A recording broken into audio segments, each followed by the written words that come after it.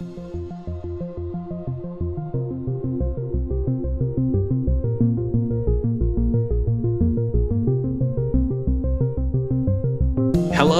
and welcome to the Non-Serviam Podcast, a project dedicated to exploring the world of anarchist and anti-authoritarian ideas. Join us in our conversations with radical voices in precarious times. To find future episodes, make sure to subscribe on Stitcher, Soundcloud, and other places where podcasts are found. If you'd like to become a contributing member of the show, please consider becoming a patron at patreon.com/nonserviummedia. Every little bit counts, and we appreciate all the support we can get. Remember to like, share, and subscribe to help spread the word, and so you can stay updated with our most recent episodes. Thank you for joining us. We hope you enjoy.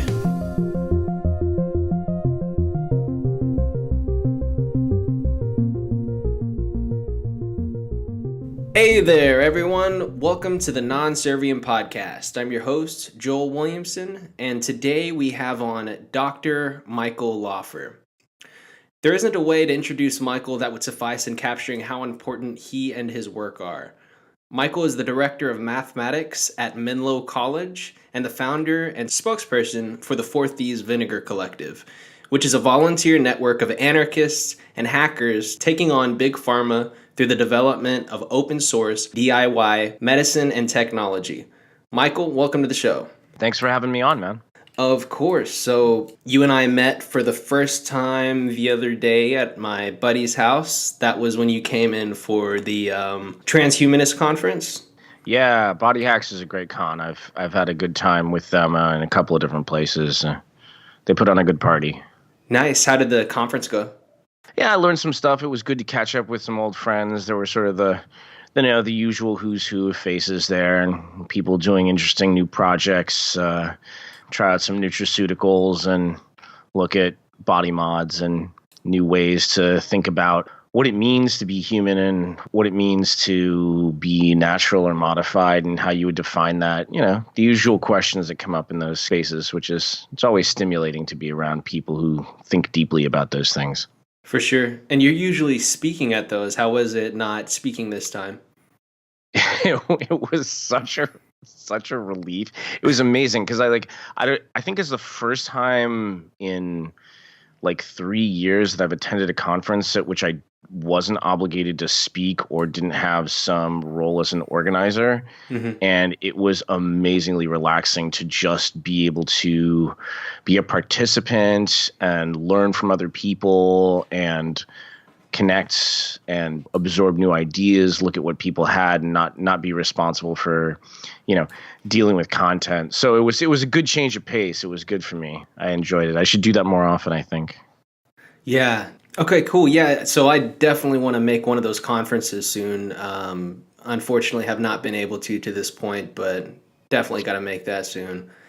Well, I'd recommend if you're available in the fall on the 14th of September, the Please Try This at Home conference is happening in Pittsburgh, and it's going to be amazing.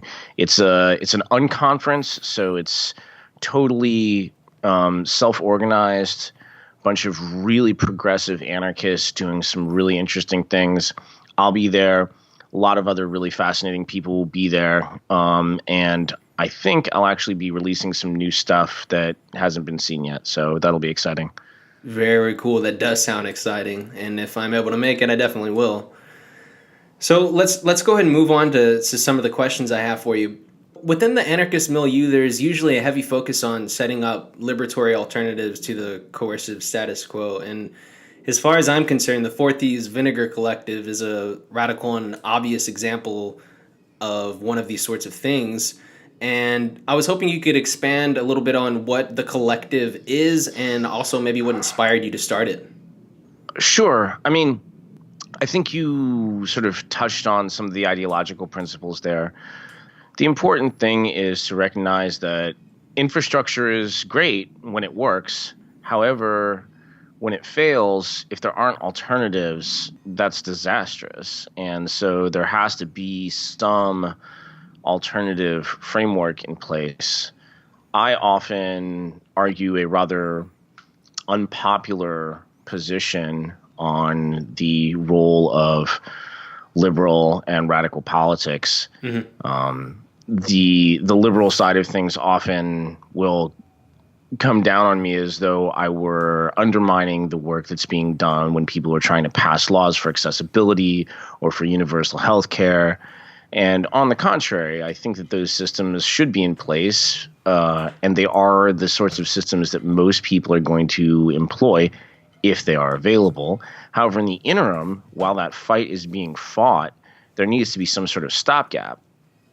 And developing systems through which people can take control of their own health, manufacture their own medications and medical technologies. That's something that allows for that. Of course, that's also, to be recognized, not really a long-term solution in its current form. So those changes need to be made on some scale. But again, the question is also one of choice.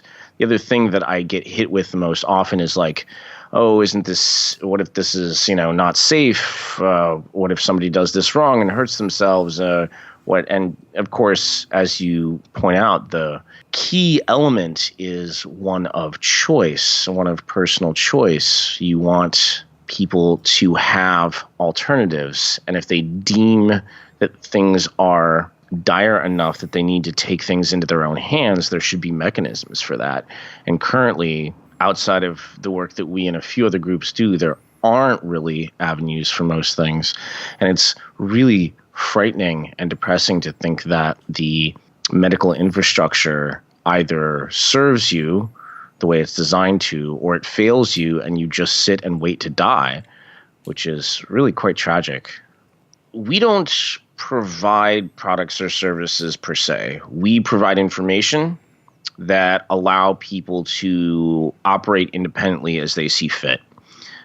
This is something that's really important because it both offers us a modicum of legal and political immunity because we're not directly involved with what people do. We're merely passing along information, which should theoretically be covered by everybody's favorite amendment, but we all know how well that's being eroded of late.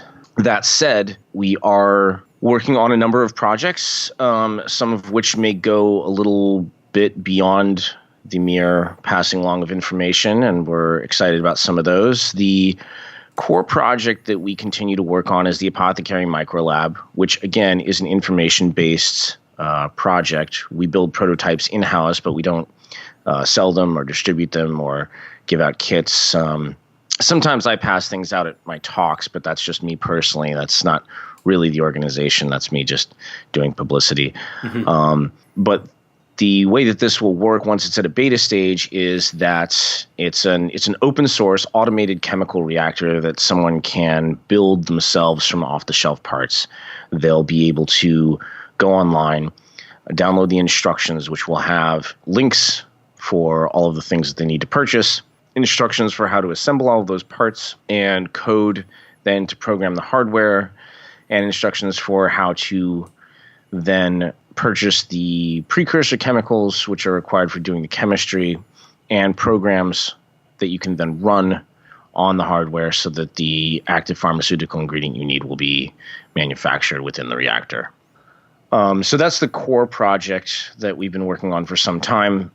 The sort of side project that made us a lot of flashy publicity about 2 years ago was the EpiPencil project, of course, when Mylan was in the limelight and there was this horrific shortage of EpiPens. We've figured out a way that you could make your own for about $30 and that you could reload for about $3. Still available, and again, that's an information-based project. You can go to our website and download the plans, and it's basically just 3 links on where you can buy the pieces and how to put them together. And ironically, after all of that, Mylan, Heather Bresch, the CEO of Mylan, went in front of Congress and lied. And then there was this huge outcry because then they recalled over 80,000 EpiPens because they're single use and they were failing. So you don't know if they actually work until you use them, which is disastrous and something that's life-saving on such a short time scale.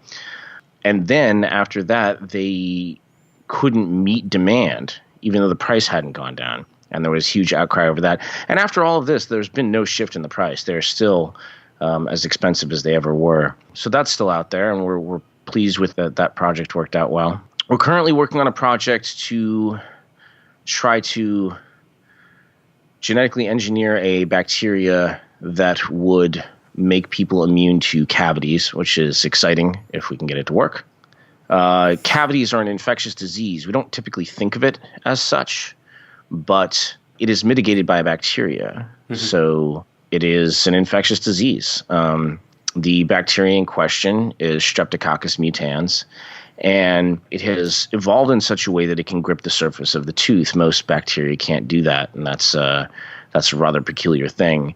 It excretes lactic acid, which is what breaks down tooth enamel, and then once the tooth is porous, other bacteria can set up shop, and you have all of these secondary effects of comorbidity where you have tooth infections and then vascular infections, and you have problems with, it's been linked to Alzheimer's and a number of other things.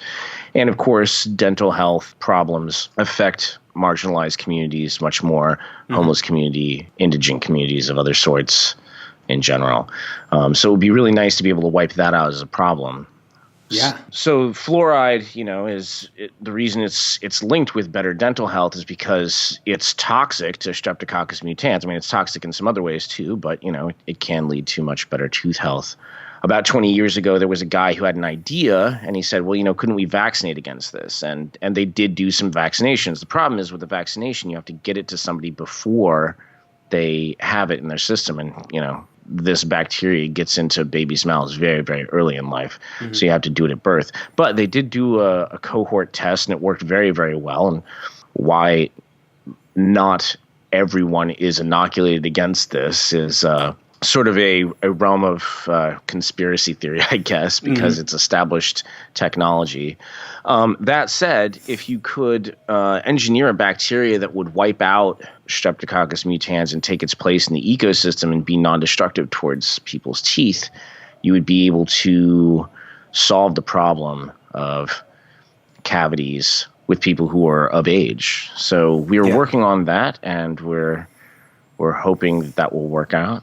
So how do you use it?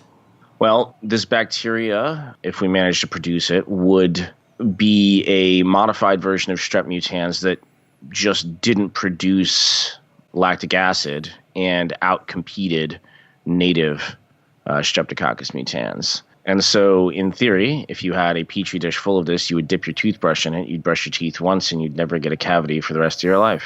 That is cool. And the better part of it is that the magic of bacteria is that they multiply. So if I had some of this, I can just make more and send it to you, and then you could make more and send it to everybody and on and on and on. Like data, once it's out there, it's out there. So we're working on that too. That's pretty sweet. Well, I wanted to go back a little bit to the Apothecary Lab. What are people able to make with that? Well, it is a general purpose reactor, so in theory, people would be able to develop programs to make any small molecule. The small molecules that we've been focusing on have been 5 or 6 particular molecules. The first one we did was Daraprim, which is the anti-parasitic associated with toxoplasmosis. That was the Martin Shkreli Turing Pharmaceuticals drug that we passed out at Hope 11. And then we've been working on Sovaldi, which is the hepatitis C cure, GSK 744, which is a new generation of antiretroviral for HIV, naloxone, which reverses opioid overdose, and mifepristone and misoprostol, which are the abortion drugs. Yeah. Wow. Well, that's quite a bit. You mentioned the Hope Conference, and by the way, I watched that. And I think you may have potentially been doing some illegal things there on stage. And I wanted to ask you, approximately how many felonies do you think you commit every time you give a speech? Between 5 and 7, depending on where I'm presenting. Yeah, I mean, I usually have somebody in the audience with my legal team on the speed dial in case something happens. Mm-hmm. It's probably just a matter of time before I get yanked. And we've preparing for that, of course. That's part of any direct action campaign, you expect to get that sort of response at some juncture. Right. I've gone so far as to violate the Atomic Secrets Act in public a couple of times, which is not just a federal felony, but it's a capital felony. So technically, I'm a candidate for the electric chair. So Yeah, we gotta talk about that. I've actually got that note, and I want to go over that with you really quick. But so what was it? What was it that you did that was illegal? I saw you were making it rain on the audience with some drugs that would normally cost people a whole lot of money, but you were throwing them at people for free. What were you throwing into the audience? well, so that was Daraprim. So Martin Shkreli, when he became CEO of Turing Pharmaceuticals, had this vision of trying to push the research toward antiparasitics. Daraprim is a fairly old drug. I mean, the active ingredient is called pyrimethamine. It does work. It was originally developed as an anti-malarial medication. It's pretty simple, but it's also fairly toxic. So the so-called side effects are pretty unpleasant. It does wipe out the parasite, but it's hard on your body. So he was looking for things that were going to destroy the parasite without having such nasty effects on the body. So his idea was, well, let's just crank up the price on the drug and funnel that money toward R&D and then see if we can come up with something better. Now, there's a lot of opinion about how ethical his approach was, because he took something that was the only drug of its kind and changed the price literally overnight from $13.50 per pill to $750 per pill. Yeah. And that's, of course, in his view, right? Anybody who has medical insurance, it doesn't make any difference because the insurance company is the one that's paying for it. But I don't think he was really quite in touch with how many people are not insured in the United States and how many people were suffering for it, which is part of the reason for the public outcry.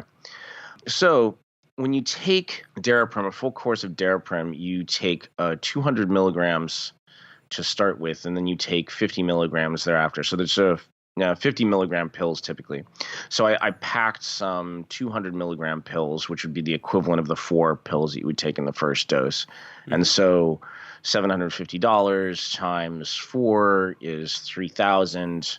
And so each of those pills that I was constructing for a few cents, I mean, less than a quarter really, were worth $3,000. And I had a bunch that I had sort of pre-made, and I just sort of threw them to the audience, which was fun to do. Yeah. Just to show that it wasn't that big a deal and it wasn't that hard, and there was really no reason that they had to be that expensive. Right. Yeah, that was incredible. Truly, truly a spectacle. Well, it was fun. It was certainly fun. Yeah, what I love about the work that y'all do is you're empowering individuals directly with technology. You're not, for instance, waiting on politicians to grant reproductive rights to people. You're going out there and giving them abortion pills. I mean, well, the other thing that we enjoy so much is that it's more than just going out and giving people pills that they need, but saying, here, you can make these yourselves. You don't even need us as an intermediary. Right. Trying to empower individuals, as you say, as directly as possible to say, look, not only do you not need politicians to do something or institutions to take care of you, but even the, rogue anarchists who are handing things out at conferences, you don't even need us. Right. You just need to take the time to be invested in your own health, and you can make a lot happen. Yeah, definitely. I mean, this pretty much changes the game. If people have easy and safe access to perform abortions on themselves at home, like how could there even be a relevant debate on abortion? Like, I kind of wonder why there's a relevant debate at all. If you're a really morally hollow person who really wants to oppress people who have uteruses, I don't think you really have a rhetorical leg to stand on. It's kind of like 3D printed guns or anything like that. I mean, once you can print them at your home, how is the gun debate relevant?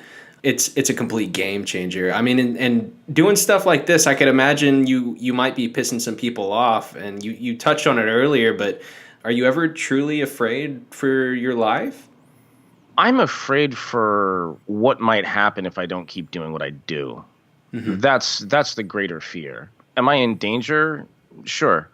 But the greater danger is if I were to not do the work I'm doing, because there are people who are dying as we speak of preventable illnesses. And if we stand by and do nothing, we're complicit. And that's the greater danger. I'm just one guy, and the collective is doing a lot of great work. If I'm a casualty in the process, that's negligible compared to the fact that every 3 minutes somebody dies of hepatitis C, totally unnecessarily. Right. 3 times a minute somebody dies of HIV, totally unnecessarily. 10 times a minute, or maybe 12 times a minute, there are botched abortions that are done totally unnecessarily. 10 times a minute, people are overdosing on drugs. Again, totally avoidable. All of these things with nothing but pills, just because people don't have access, either because of price or legality or lack of infrastructure. And anything I could do to make it so that people have a little more access is entirely worth it. And yeah, I mean, I'm a target, and that's okay. Yeah, well, I mean this unironically. Thank you for your service. Well, I appreciate that. Doing what I can. It never feels like enough, though. There's always a lot more to be done, and there are so many people who are dying and suffering needlessly. And if we can do anything for that, it's worth it. Definitely. What do you think is at the root of the issues? Like, why are so many people dying unnecessarily? Is it intellectual property that's getting in the way? Mostly. I mean, that's a large part of it. Intellectual property law is abused horrifically worldwide, in the United States especially so. And when you see things that are unavailable because of price, it's only because of the abuse of intellectual property law. So Sovaldi is certainly an example of that. Sovaldi is the hepatitis C cure. You take 1 pill once a day for 12 weeks, and then hepatitis C is actually eradicated from your system. I mean, this is a really remarkable new technology. Definitely. And what's been done to understand how to drain the viral reservoir out of the body so that it can be eradicated completely is really quite remarkable. Usually a virus is something that you just have to manage throughout your lifetime, but hepatitis C can actually be wiped out now. The problem is that you have to take one of these pills once a day for 12 weeks, and the pills are $1,000 a piece. Wow. So if you have $84,000 roughly, then hepatitis C isn't your problem anymore. But if you don't have access to that, then you're not going to be quite so lucky. And that's incredible. Why is it that there's only one manufacturer? Well, they claim they own that molecule. And that's kind of a strange thing to say, to own a molecule. But such as it is, that is the problem. And that's one of the big ones. There are other problems depending on how, which drugs you're looking at and which context you're looking at it. Lack of access to the abortion pills, of course, is a very strange topic. That one is mitigated by people who think that abortion is not a natural medical procedure. It's extraordinarily basic. I mean, mifepristone and misoprostol are listed by the World Health Organization as essential medicines. So it's pretty widely recognized that that's a very important thing. And it's a life-saving medication when you look at it. Medical abortion is much safer than childbirth, statistically speaking. And so, especially in places where childbirth isn't safe, if people have unwanted pregnancies they'd like to terminate it, it's very important they have access to that sort of medication.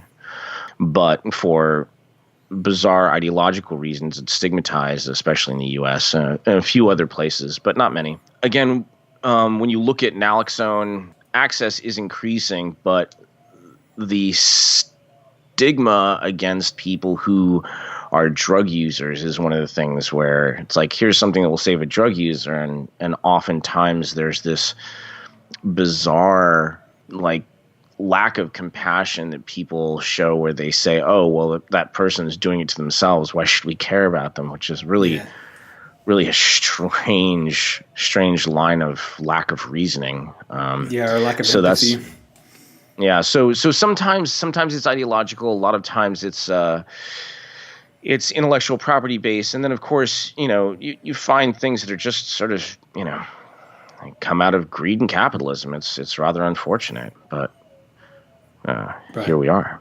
I wanted to see if you could steelman the person who is against abortion, steelman their argument. What's the strongest argument to ban abortion, and how would you respond to it? Well, I think that most arguments are based out of a institutionalized misogyny that's built towards the repression of the mystery of the feminine. I mean, and of course we can go down that difficult road. There's so many things that have been leading up to that historically for the past, however many thousand years. The strongest argument, I guess, is when abortion is falsely conflated with infanticide. And I'm not even sure that that's a strong argument. That's just a very clever rhetorical mechanism. Again, it's one of that sort of dodges the issue of bodily autonomy and where the choice lies. There's a strange difficulty where they talk about what they call the sanctity of life, but it only applies when they think it should apply. And the way that argument breaks down is when you look at the internal consistency, or I should say the lack of internal consistency in those people's large frame ideologies. So if we assume for a moment that argument is valid, we say, okay, we're going to say that infanticide and abortion are equivalent, and that there's some inherent sacredness in life, then you have to examine the rest of your ideology and say, okay, well then why is it that you are supporting aggressive wars? Why is it that you would support the death penalty? Why is it that you would then not support systems of healthcare and welfare that make sure that once people are born, they're taken care of, so they don't die from neglect and illness? That, I think, is the real key there. That if you really are saying life is important and we have to take care of all life, then that has to either apply universally, or your system of logic is not internally consistent, and you need to cop to that. And of course, the difficulty with examining that is that's a second order argument. You have to look at a bigger picture, and you can't just scream some platitude and break it down. There's some complexity there. It's a very clever mechanism that a lot of the anti-choice people utilize to sort of appeal to emotion and keep people from looking at the bigger picture. Yeah, like I was saying earlier, and at the end of the day, even if people do not think that people should have access to reproductive liberties or what have you, at the end of the day, there's not much they can do through the electoral process or otherwise to stop those individuals from taking their own reproductive health into their own hands once they have access to technology that allows them to do that. And the truth is that that's a long tradition. Midwives, women have been managing their own reproductive health since time immemorial. There are any number of ways that reproductive cycles have been manipulated by people utilizing food choices, herbs, exercise regimens, technology, as we would call it, but just tools. Forever. We just happen to have one that's chemical now that works in a pretty effective way. Yeah, definitely, and allowing people easier access to that is going to continue to push the Overton window in a way that is almost going to, I think, is going to make the reproductive rights debate almost, to some extent irrelevant. I mean, you'd never, and again, I think it's such an indicator of institutionalized misogyny. You'd never, ever, ever hear about anybody saying, "Oh, yeah, I couldn't buy condoms." Yeah. But the thing is that is traditionally a male choice, and so nobody ever interferes with it, right? Right. and I mean, I look forward to a day when, again, nobody ever interferes with anybody's right to adjust their hormone levels in any way they see fit for whatever reason they think is right. Yeah, so And they'll like allow you access to Viagra through your insurance, but they're not going to allow you access to like reproductive medicine for women through their insurance. You want to know something horrific about Viagra? What's that? Viagra was found. This is just unbelievable, and I only learned this recently, which kind of horrifies me that it took me this long to learn about it. But when Viagra was originally developed, it was developed as a medication, I believe, for hypertension. And then it wasn't terribly effective, but they'd spent all of this time and money looking into it, so they started looking at other things that it did. And ultimately, they found that it did a few other things, including but not limited to facilitating erectile tissue being more easily stimulated. Mm-hmm. However, one of the things that it did very, very effectively was eliminate menstrual cramps. Huh.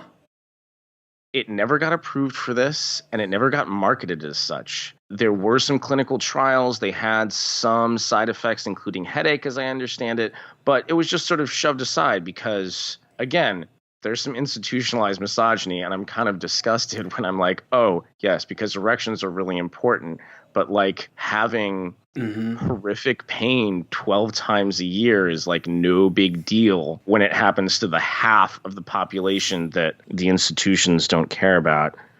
So keep that in mind, all of you uterus owners. If you're having some issues, you can just filch a little Viagra from somebody who has some, and maybe it'll be a little easier. That's interesting. That's good to know. So yeah, I'm glad you're out there spreading the information about how people can get access to reproductive rights and stuff like that. But I wanted to touch on... There are a lot of off-label sort of uses for medications that are, underreported, unfortunately. That's the one that really gets my blood boiling, but there are a bunch of them. Yeah, definitely.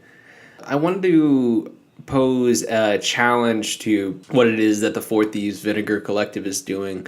Proponents of intellectual property might say that folks who are researching and developing these drugs have an incentive to do so because they know that once they develop it, they can own that information protected by the state, and then they can make a profit on it. So, and then Four Thieves Vinegar Collective comes in and piggybacks on that information and allows everyone access to it. So I guess I have a question, two parts. Is one, what incentive would people have? And I'm no proponent of intellectual property, by the way. I'm just kind of trying to play devil's advocate. If no one had intellectual property protections, what incentive would there be for people to develop medicine? And then also, how do we move beyond simply piggybacking on these medicines that are already being developed and maybe sort of doing our own experimentation and developing our own open source medicine? Yeah, so I mean, I hear that argument with some frequency, and it would be a compelling argument if it were true. That said, it's not. The thing that's important to look at when people make that argument, say, oh, it costs $1 billion to actually push a drug from inception to the end. There are 100 drugs that go in, and only one of them usually makes it to market. And of the ones that make it to market, only a few are actually profitable, and on down the line. There are a number of intermediate things that don't get mentioned that totally invalidate this argument. The first of which is that the vast majority, in fact, almost all of the critical medications, the research originates in university labs. And then what happens is that it is then taken over by the private sector. That is then purchased. So it's not private companies that do the research and development, what they do is they take the research that comes out and they take the time to push it through the FDA process, which is long and it is expensive, which is why they are that part of that machinery. And the other thing is, in that billion-dollar figure, the thing that you have to look at is that most of that goes into marketing. So yeah, again, you want something to play in the marketplace, you got to push it. And if you're counting that as cost, sure, then yeah, that's what developing a drug costs. But has nothing to do with the research that goes into it. The research, again, is done almost exclusively by academics who are developing things for the love of the science. And so it's if we fall into that very base notion that people only do things out of economic interests, that clearly falls down in this case, because the people who do that key research aren't doing it for those reasons at all. They're doing it because they think it's important work to do. And then to address the second part of your question, I think that you point out something that's really exciting and fascinating and that's not discussed enough. The idea that because biotechnology, pharmaceutical technology, medical technology in general is now becoming more available to people who would traditionally be considered hobbyists or amateurs, that there's the distinct possibility that the next big thing to be a treatment or a cure for some major disease is going to come out of somebody's kitchen or somebody's garage and not out of MIT or Harvard or the Aaron Diamond Center. Those big monolithic institutions do a lot of great work because traditionally the technologies that are used to develop these sorts of things are very expensive and exclusive, and they just aren't accessible to people, no matter how clever those people are. So now to think about the fact that, especially in biotech, to think about the fact that so many technologies are now available to people on a private basis or by joining a local biohacking space or a normal hacking space, and to see some of the things that have been developed is so exciting. I mean, a classic example of that is the 3D printed prostheses that are now available. I mean, it's so inspiring, especially in pediatric cases. The saddest thing about young children who need a prosthesis of one sort or another is that they traditionally were extraordinarily expensive and that they grow out of them. And now the idea that you can go and 3D print a custom prosthetic or, a bunch of them in very little time for very little money, and you can make yourself a Mega Man armor or, whatever you want, is so cool. And so I think more and more of that is going to come to light. And I think that more and more people are going to start doing it, and to take the tech up a notch. The wonderful coalition that's developing amongst diabetics to develop technology for them, that is just taking off in the coolest way. And the people who are building their own insulin pumps and hacking their own insulin pumps so that they work better, it's just wonderfully inspiring to see these people doing stuff. And the Open Insulin Project is doing great work right over in the East Bay. I just have all the respect in the world for them. And they're working so hard and they're doing such great work. And, more and more, I think we're going to see that sort of stuff coming to light. And people are going to bring their unrecognized talent to bear on these really, really important problems. Just everything that you see, malaria, dysentery. And it's going to be exciting to see what shows up soon, because I think the most exciting part is that the next thing is going to be so different from what we could even begin to predict. All of the futurists in the world can throw in great ideas, but I think things are going to show up that we never would have expected. And I'm excited to see what those are. Hell yeah, me too. What do you think needs to happen to move the biohacking scene to the next level? I think that there needs to be a social shift where people are less afraid to participate.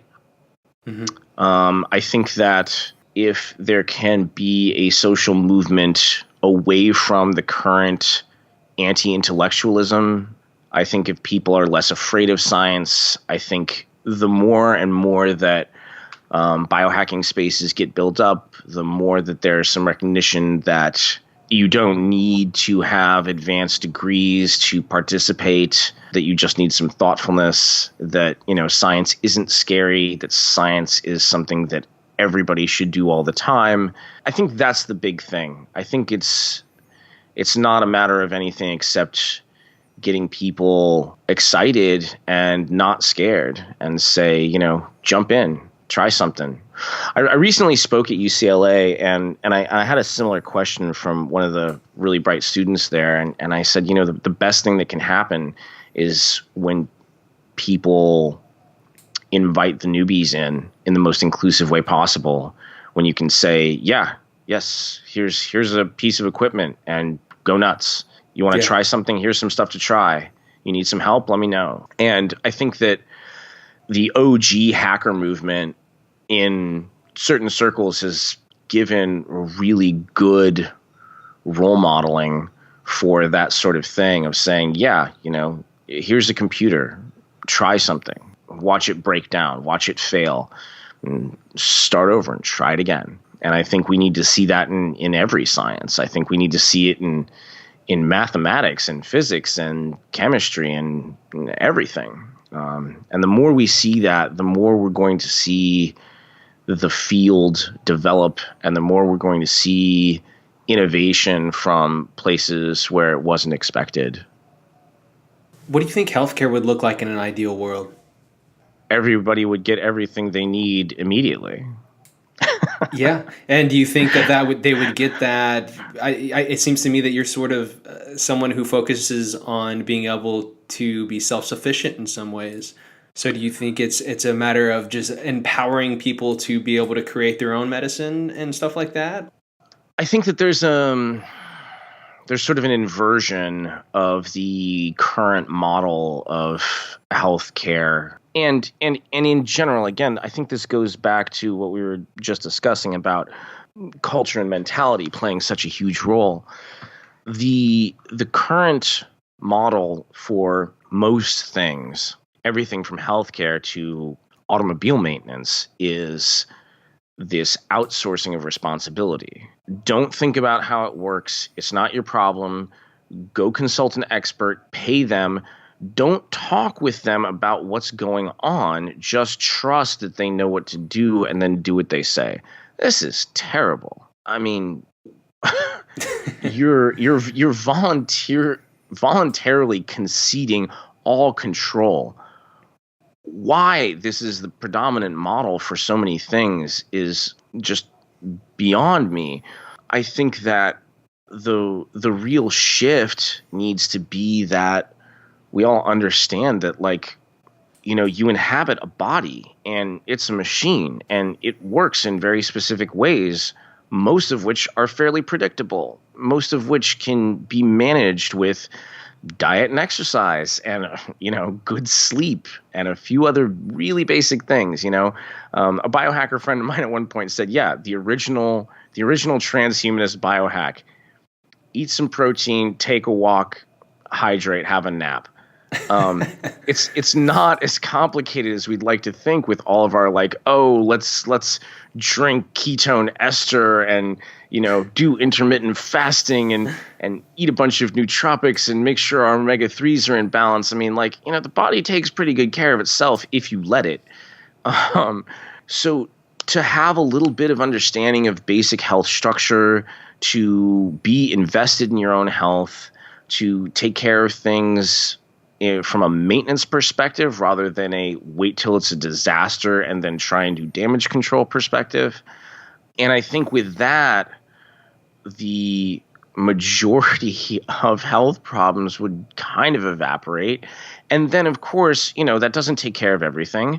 So then there would be a tiered system where it's okay, if you can't handle something on your own, then maybe you ask some people who might know a little bit more about it and work with them on a consulting basis rather than saying, oh, my body's broken, fix it so I can go do other things and continue to abuse my body, but rather say, what's going on here? Help me understand things better. How do we manage this?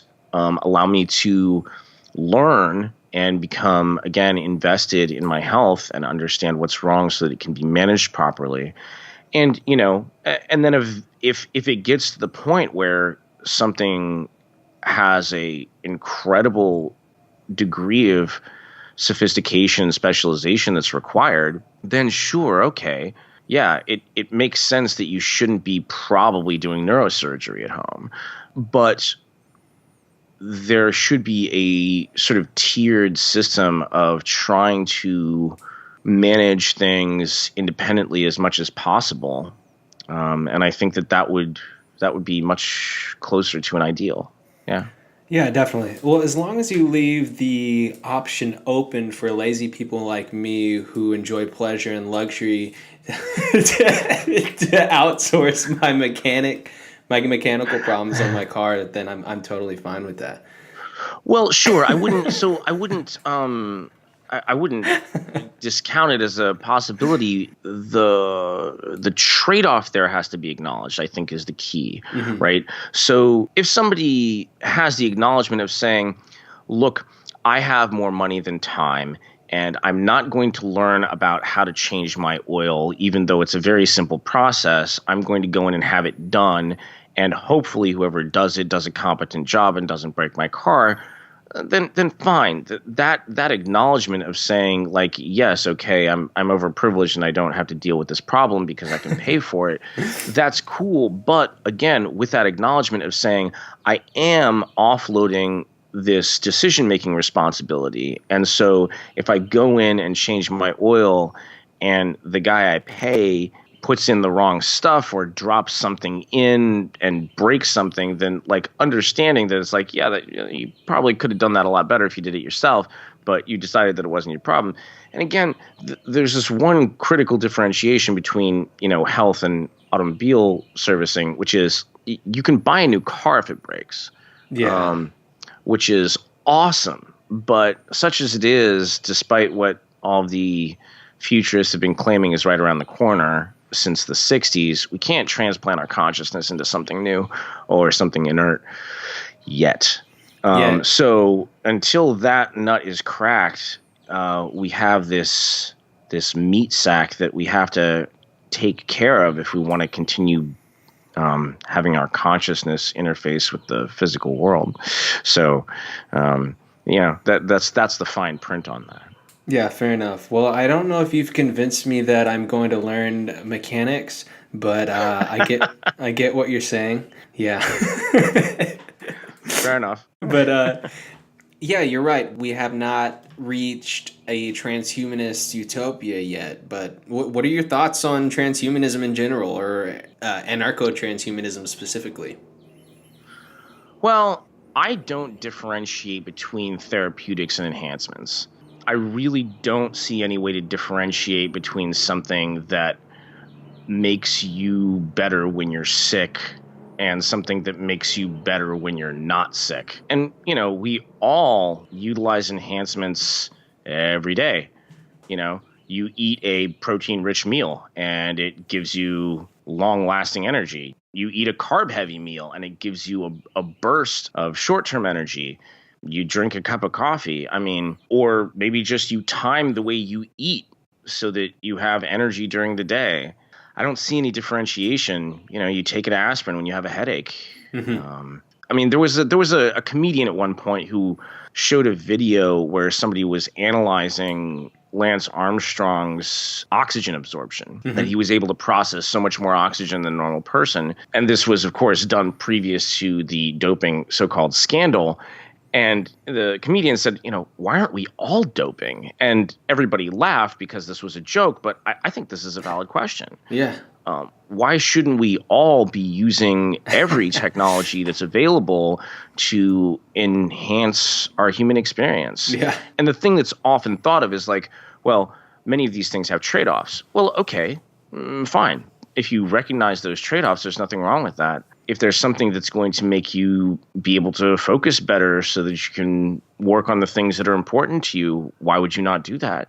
If you have something that's going to make it so that you can utilize your body in ways that are going to make you enjoy life more, why would you not do that?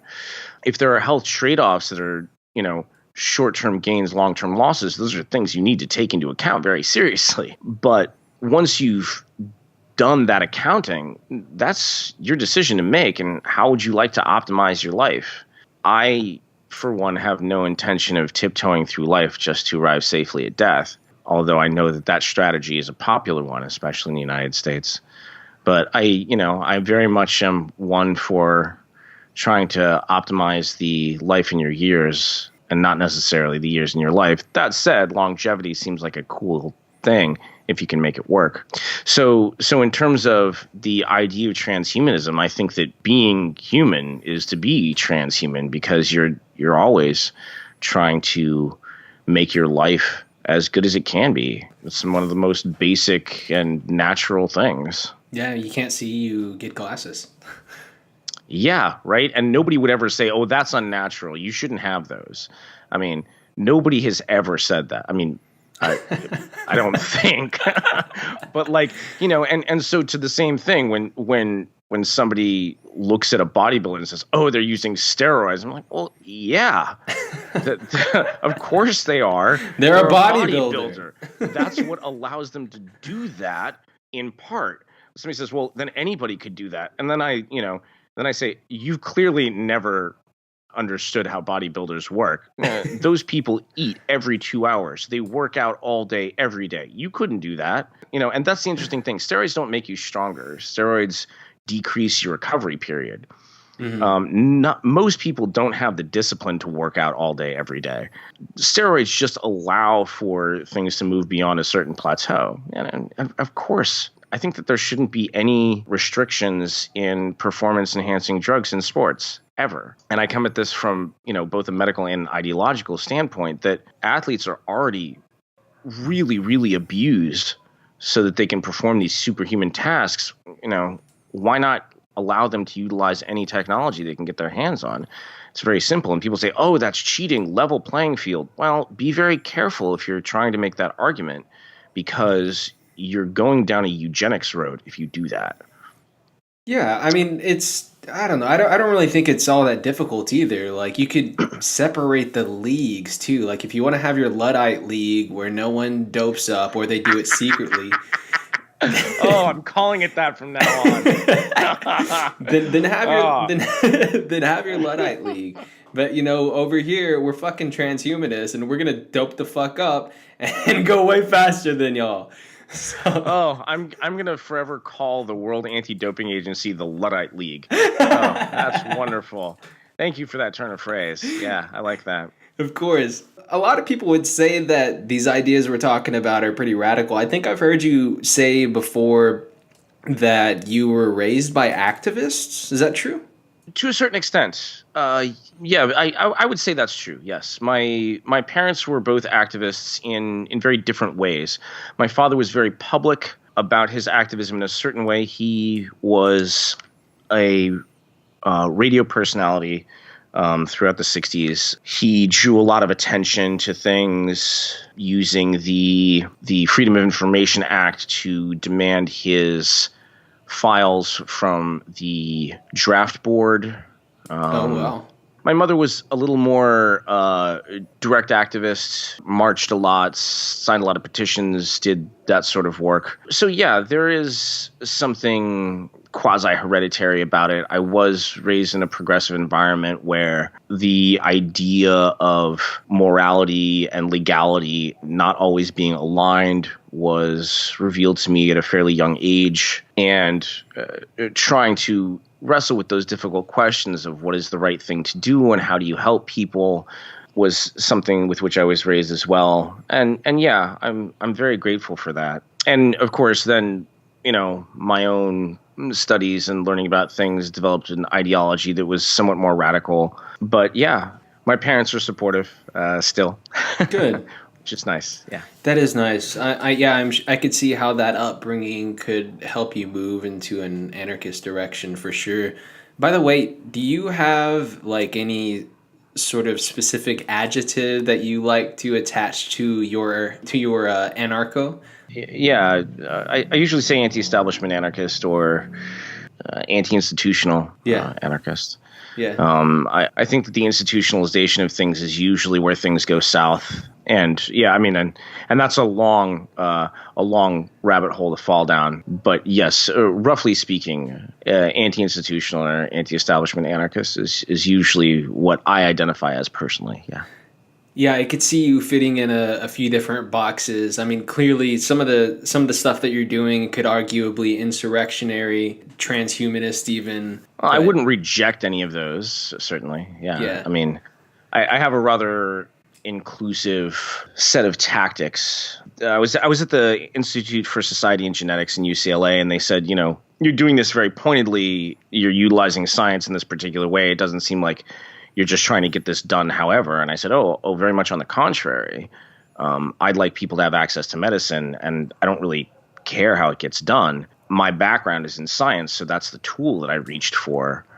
If I had a background in political science, I would have tried to move things politically. If I'd had a background in economics, I would have tried to adjust the market or any number of other intermediate things. Such as it is, it's science is just the tool that I understand best.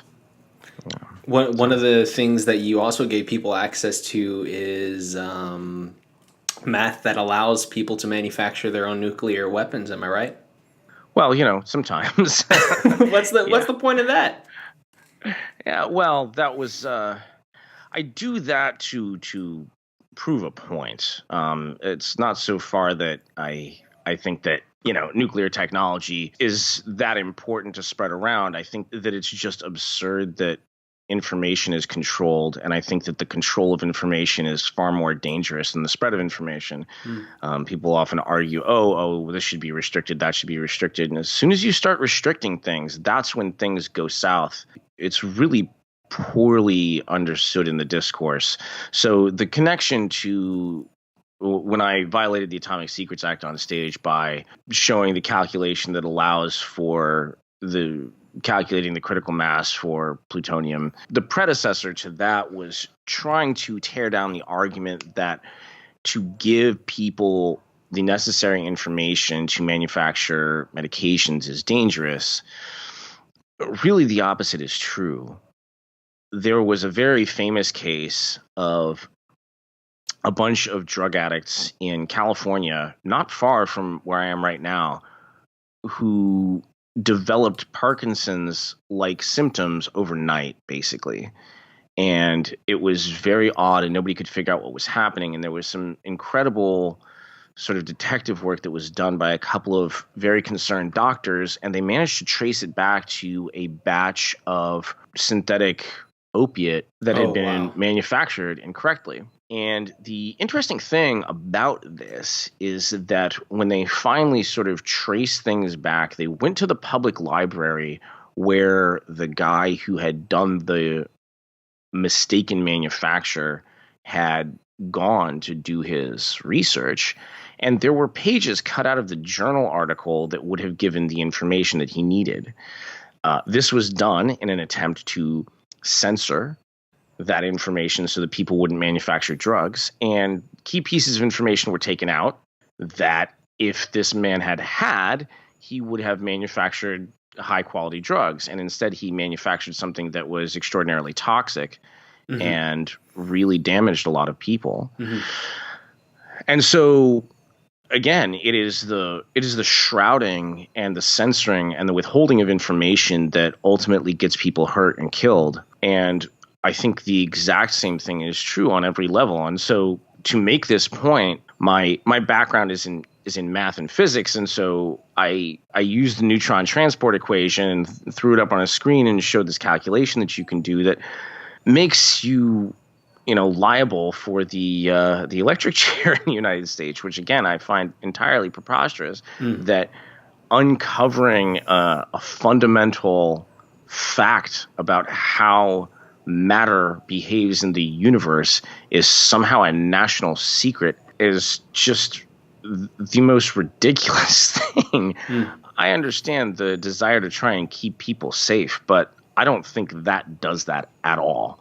And so to sort of show how ridiculous it was, I said, hey, look, I'm doing some math, and this is a federal capital felony.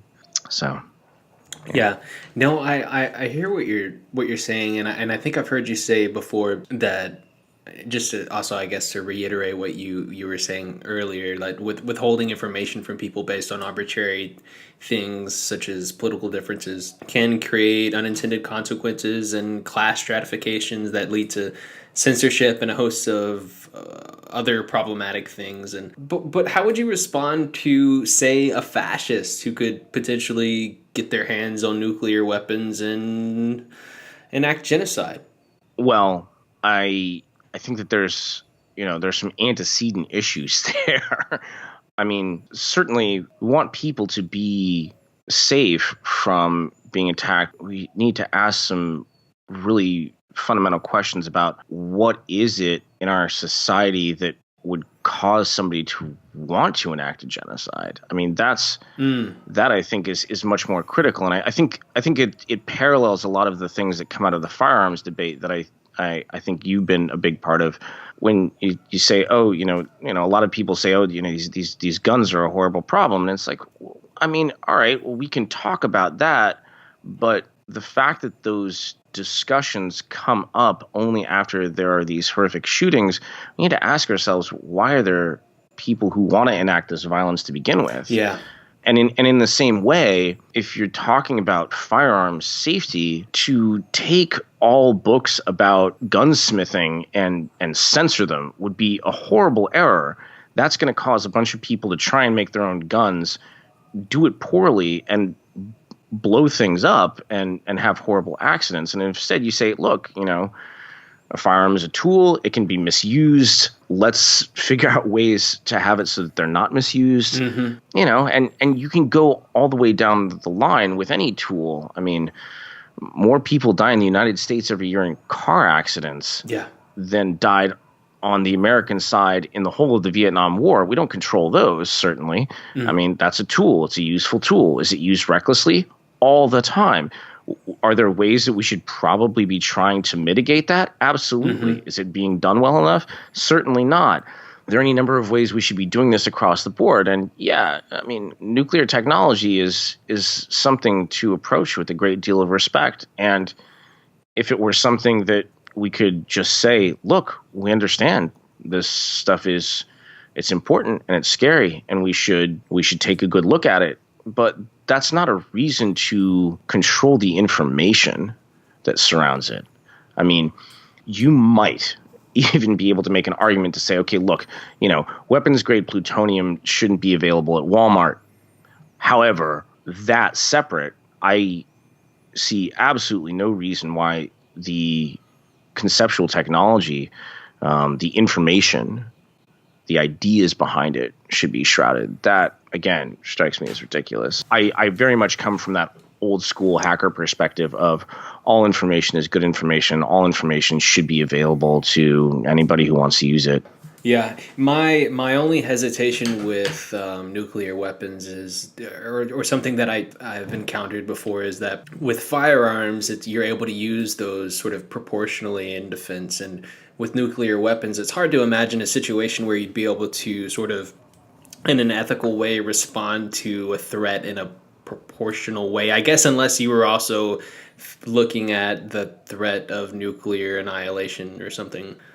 Well, even so, this is the thing. I mean, I know a little bit about nuclear engineering, and the truth is that it's a highly non-trivial matter to construct something like that. And if somebody were to develop everything necessary to actually build something that sophisticated, I'd like to think that they wouldn't just use it recklessly. But even so, all of the antecedent technologies are extraordinarily controlled. So it's like, you're going to be able to refine fissionable materials. Mm-hmm. That's a really non-trivial task. the thing that I would defend really strongly is like everybody should be able to read about that in a book. There's no reason to control that information or that understanding. People should be able to learn about that.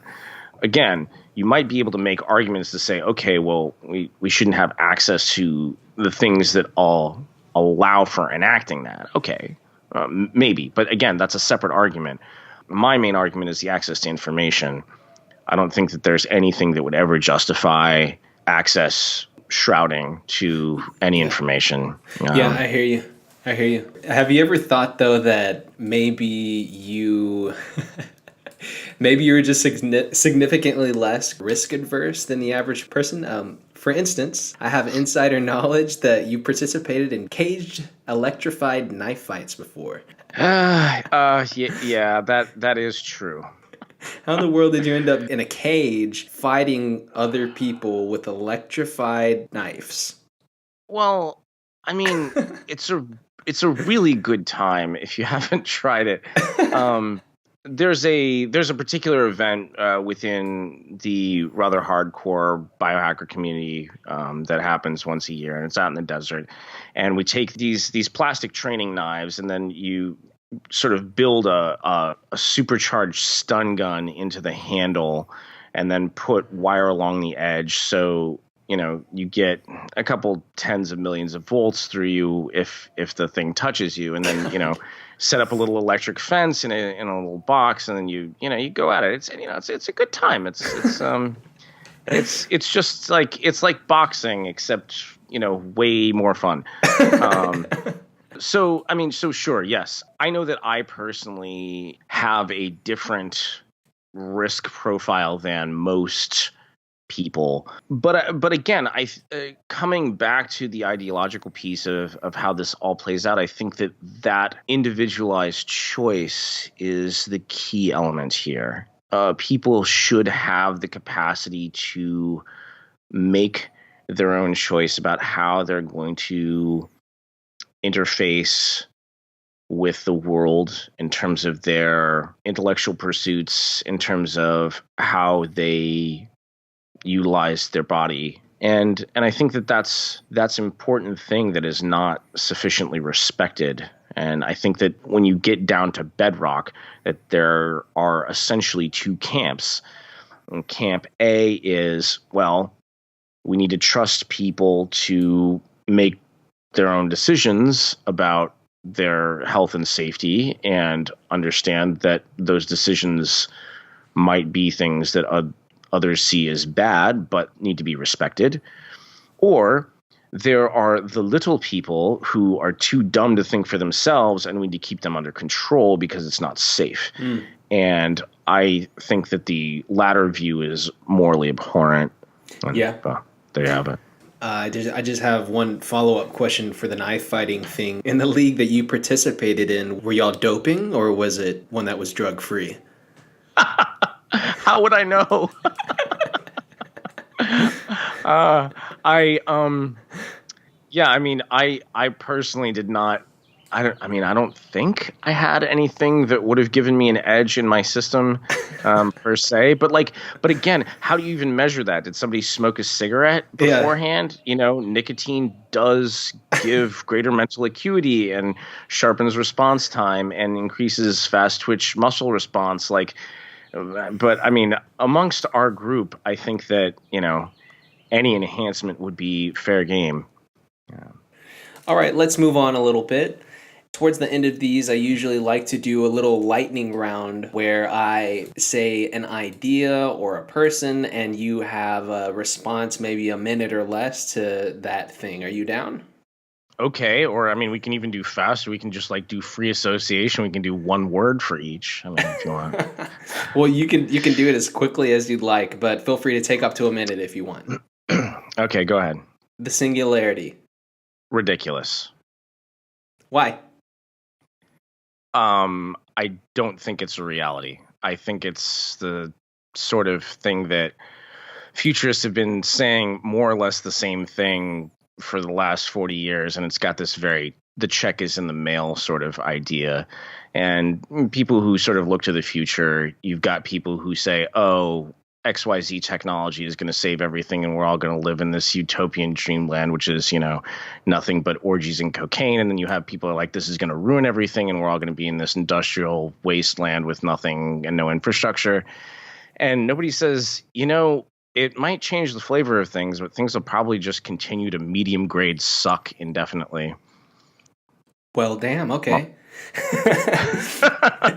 Artificial intelligence. The very exciting thing about artificial intelligence that almost nobody is talking about is the idea of pairing an artificial intelligence with a human operator, where the artificial intelligence acts as an enhancement for human intuition rather than a replacement for it. It seems like it's starting to happen in a couple of places, but I think that once people recognize that the goal is not to build an independent operator, but something that can remove certain portions of the workload that are very difficult for humans, and not to continuously try and program computers to do the things that are very hard for computers, we'll have some very powerful tools on our hands. The transhumanist party. I'm ready to party. What about the transhumanist political party? Oh, well, tell them to call me. Do you think that there's any hope through the electoral process for transhumanism? I don't think there's a lot of hope within the electoral process. Fair enough. Space colonization. Also not very realistic. Thinking about the most resource-poor environment possible, it's space. Very, very difficult. That said, I did write an article on squatting in disused space vehicles for the Journal of Anarcho-Transhuman, and I do advocate that, but that's not very far away. That's just, in orbit. But colonizing space, I think some of it will happen one day. And again, my excitement surrounds people who do this of their own accord without corporate or government support. And in the piece that I wrote, I advocate for that pretty strongly. But I think in the way that people think about it, where it's like, oh, America or Elon Musk will take us to Mars or outside the solar system, I'd say that's a bet against. What's the craziest project you think you've ever undertaken? Craziest project I ever undertaken. It's a hard call to say which is the craziest. Man. How do you qualify one as more crazy than another? Maybe not the craziest, but one of the top 2 or 3. Okay, so I'm sure that you've read that recently some very sophisticated people working in genetic engineering genetically engineered a group of mosquitoes that would pass on sterility after a few generations and potentially wipe out an entire subspecies of mosquito that carry malaria. And they've kept it in this very, very isolated lab so that they could make sure that this idea of a gene drive was viable before, make sure none of them got out into the wild. So without giving too much detail to protect the people involved, that project at one juncture was undertaken in a less secure environment. Now, it was not deployed. That's critical to note, but it was something that was discussed. And I think it was one of these interesting things because everybody's like so nervous, like, oh, God, what if it screws something up? Wiping out an entire species is so dangerous. Even if it did wipe out malaria, you don't know what the repercussions would be. And this one very sophisticated hacker woman I was discussing this with at one point said, if mosquitoes were 7 feet tall, we wouldn't be having this discussion. Ooh. It's very true. Fair enough. So again, that was not deployed, but that was pretty crazy. The idea of wiping out an entire species to wipe out one of the most destructive diseases in the world. That was a pretty crazy undertaking to think about. Didn't happen, but that was a pretty crazy project that you were involved with to some extent. Yeah, I won't be too specific about that, but yeah, I had a non-zero involvement in that project. Yeah. Yeah. What's your advice to people who are looking to get involved in some of the things that you're interested in, and what are your thoughts generally to encourage young minds? Dive in. Don't hesitate. Don't wait. Don't say, well, I need to establish some understanding, some basics. Start with the biggest, baddest, most insane dream that you have. You have an idea as to how space colonization could actually work. Start doing it. Don't go and get an engineering degree first and learn about how, friction ratios affect steering outcomes and reduce gravity loads or whatever. Just go. Just start. And you'll very quickly learn all the things that you are missing, and you'll be able to fill those in as needed. And that will be the optimized learning experience. You want to learn about biotech? Start playing with living things. You want to learn about physics? Start doing physicsy things. You want to learn about math? Start pushing things around. Don't do the traditional model of the training wheels and then the big kid's bike and then maybe we'll put you on a motorcycle. Like, get yourself a rocket and strap in and fire it up and just go. That's the best advice I can give, and I think that that's important because that's the thing that ultimately breaks a lot of people down. They get excited about something and they're ready to go, and then they decide that they're going to take these baby steps and they're spoon-fed this institutionalized rhetoric, and they lose their passion and they lose their excitement for it, and then they don't end up doing all the great things that they were dreaming of. Cool. Okay. Are you still looking for people to help out with the Four Thieves Vinegar Collective in any way? Absolutely. We're always looking for more people, and we have needs that need to be filled. So if there are people, and regardless of skill set, so people who are interested in working with us, they can contact us through the website, which is fourthievesvinegar.org.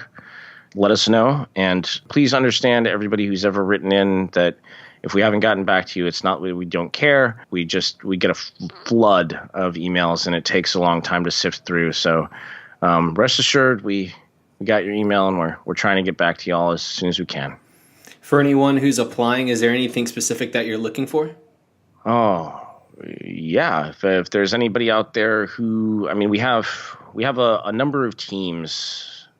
So we have a team for the hardware development. We have the team for software development. We have a team that handles the web presence. We have a chemistry team. We have a data science team. And then, of course, we have just, basic logistics and publicity teams. So anything that anybody wants to do pretty much that's related to the project, if they're interested, we could use the help. Where should people go to follow you or to find more about the ideas that you're interested in? Me personally, I'm on Twitter. You can also find me at conferences. I do sort of the hacker circuit. I'm usually at DEF CON. Every other year when they run Hope, I go to Hope. Again, the one conference I'm super excited about is the second Please Try This at Home that's happening on the 14th of September in Pittsburgh. Yeah, and there are a number of others that are around. And, again, the thing that I think is most important is I think a lot of people are interested and passionate about things, but they hesitate to act on them because they think they aren't qualified for some reason, and just don't hesitate. If there's something that you feel is important, go fix it. Just do it. Yeah. If you don't do it, nobody's going to. And everybody needs to remember that, because a lot of people are tricked into inaction because they think that they're not worthy. That is very much false. And I know there's undoubtedly somebody listening to this right now who's has something inside them that needs to get out, and they're scared to let it out, and they need to just go and do it. Whoever you are listening right now, just go. Just, turn off this podcast and go do your thing. Oh yeah. Are there any thinkers or books or websites or organizations that you'd like to give a shout out to? Oh, that's a really long list. And in terms of good places to look for interesting things to read contemporarily, Center for a Stateless Society has a lot of really good content. The periodical Anarcho-Transhuman has some really good content. But as important as it is to absorb the ideas of others, I think the most important thing is for people to develop their own ideas. It's very seductive to look at developed ideas of others and merely adopt things. But developing your own ideas is very different than that. In fact, those two things aren't even really related. And I think that's poorly recognized. Not to say don't go out and, read some history and understand some ideas, but make sure to do your own thinking. I think that's the most important thing. Well, I'm inspired by the sense of creativity and independence that you're trying to bring out in people, and I really appreciate you focusing on that. Well, thank you. Yeah, I think that's our only hope. I think that there are solutions to most of the things that we need. We just need to let them out of the bag. All right. Well, is there anything that I forgot to ask you that you'd like to touch on before we end the interview? The one thing that I don't think is talked about enough is that throughout history, there have been critical moments where economics and morality have come to an impasse. We have seen it during the Cold War. We saw it during the Reformation. Notably in the United States, it happened during slavery. And the conversation was one that went something like, what is occurring is morally wrong. And this was said by those who were paying attention to what was going on. And those who were defending the status quo would respond saying, well, yes, this is rather unfortunate. It comes from these historical vestiges, and we understand it's certainly not ideal, but this is the situation that we have, and we can't just pull the rug out from under it or the economy will collapse, so we just have to live with it. And the counter response that came was, that's not good enough. If this is the basis for our economy, we need a new economy. And again, referencing slavery in this country, that's the exact conversation that happened. And the interesting thing is I believe that conversation is happening again now internationally regarding intellectual property. Oftentimes we say this is not right, that people can't get the medications that they need to live because people are suggesting that they own this idea. And again, the response comes rather predictably. Yes, this is rather unfortunate. And yes, copyright and patent law come from historical vestiges that are based in medieval structures. But this is what we have to work with. And there are trillions of dollars circling the globe based on this idea. So we can't just pull the rug out from under it because this is our economy. And there are some of us who are saying, well, that's not good enough. If this is the basis for the economy, we need a new economy. And I think it's time for that. Hell yeah, man. Thanks so much for joining me, Michael. Dr. Michael Laufer. Everyone needs to go follow him on Twitter. And what's your handle again? I think it's Michael S. Laufer or Michael Swan Laufer. Yeah. Okay, cool. All right. Well, thanks so much again. And we'll talk to you soon, hopefully. Thanks so much for having me. It was great shooting the shit. All right, Michael. Thanks a lot. We'll see you later. Bye.